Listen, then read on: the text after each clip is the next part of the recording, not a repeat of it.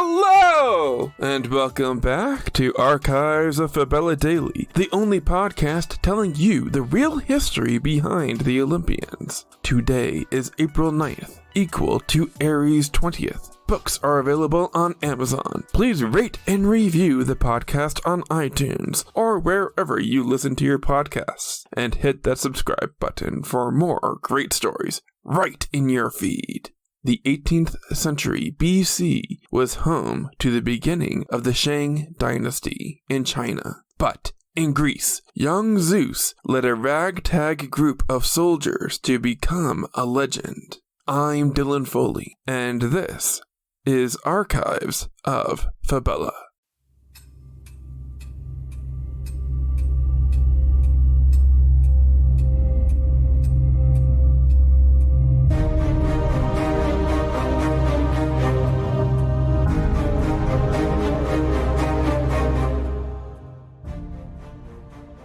Beyond our world, there is love. Beyond our world, there is war. Beyond our world, there is life. Beyond our world, there is Fabella.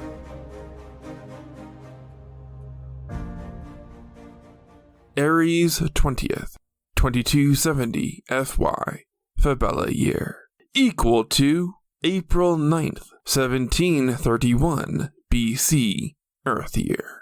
In Aries 20th, 2270, Zeus, a young warlock, was still a rising commander in the Republic of Fantasia on the warfront. Though his people hailed him as a hero, he was relatively untested as he prepared his unit to do battle against the remaining Puntian forces and the Titans. Ancient Punt was the Egypt of Fabella. Like Egypt, Punt led the world in advancements of civilization. Among Punt's many advancements was the development of a warlike culture. They popularized the use of combat units under a hierarchy of military commanders, advancements this dominating imperial regime made in magic, weaponry, and air cavalry only heightened the threat they posed to all of Fabella and Earth. Much of their success as an ancient empire was due largely to the people they worshipped as gods,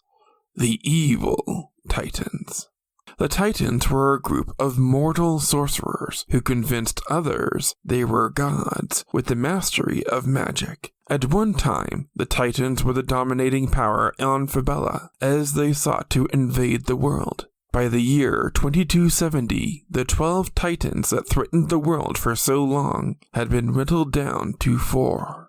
Still, these last 4 Titans clung desperately to the land they conquered, digging their heels in until only the battle on the slope of Mount Olympus could topple these evil villains from their lofty pedestals. The impending fight on the slope of Mount Olympus was about proving the Republic of Fantasia's military superiority and vanquishing the evil Puntians once and for all. For Zeus, it was also a personal vendetta. The Titaness Tefnut killed his mother, and he was set on claiming revenge. With silky blonde hair glistening in the sunlight like gold, young Zeus was in his physical prime as he prepared his troops to make their ascent up Mount Olympus, with one hand holding his magic staff and another clutching the hilt of a sword. Zeus was ready for battle. At this moment, the Puntians, 300,000 strong, were camped out in their fortress at the summit of Mount Olympus. Their commander, King Iapetus, a Titan faun known by troops as the Piercer, led an army of conscripts making up his front lines, fighting under the threat of torture. They were in stark contrast to the militant Fantasians and the Greeks. The Greeks opted to fight alongside Fantasia to preserve their shared independence from the Titans. The stage was set for 2 evenly matched armies to face off on Mount Olympus. 300,000 professional soldiers made up the Puntian side. 100,000 Fantasian and Greek foot soldiers opposed them. making excellent use of their unity and the military prowess of the Phantasians. Put to the test, Zeus's phalanx formation proved to be a capable fighting machine that would soon turn an unlikely victory into an inevitability. Mount Olympus was the highest mountain in Greece. 52 peaks and deep gorges made up the legendary geographical feature.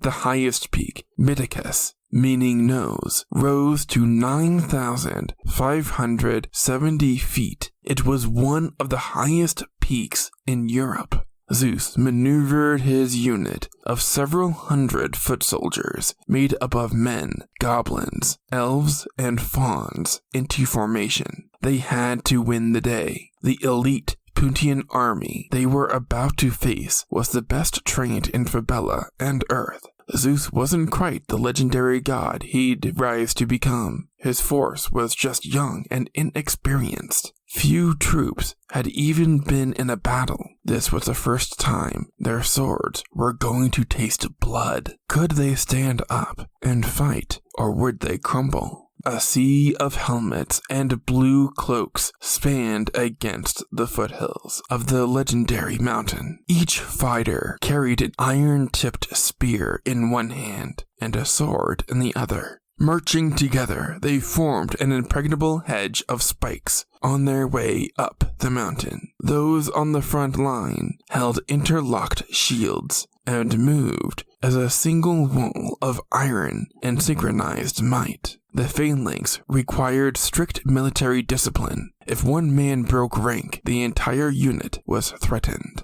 Rank after rank of Puntian infantry crashed ineffectually against the Phantasians' interlocked shields, only to meet the girded spears and swords of Phantasia's full force. The two armies clashed in a mob of bodies, stained red by blades, splattering blood as they cut through the air. It was complete madness. Everyone fought in such close quarters on the treacherous mountaintop that friend and foe were less than an inch away from each other. There was no plan for this stage of the fight other than find a gap and capture the fortress on Mount Olympus by any means necessary. Against all odds, Zeus found his way into the depths of the Titan's fortress atop Mount Olympus and claimed it for himself. In the end, the Puntians were slaughtered. They suffered 200,000 casualties. The remaining 100,000 troops fled throughout the Greek countryside and back to Fabella. No prisoners of war were taken by the Phantasian military. Zeus was then given the satisfaction of claiming the fortress on Mount Olympus for himself, as he, along with his brothers and sisters, ascended to become the Olympians.